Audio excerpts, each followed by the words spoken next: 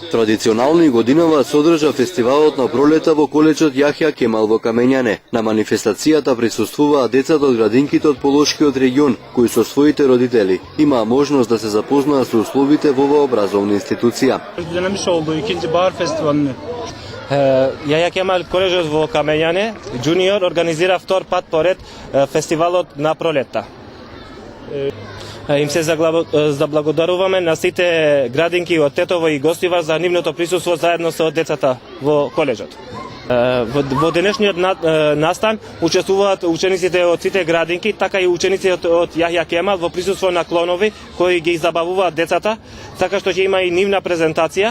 Учениците од коледжот Јахја Кемал од Камењане секоја година редат успеси на меѓународни надпревари. На меѓународен надпревар во Кенија, учениците од ова училиште освоија втора награда. Нашиот проект беше по физика, тој беше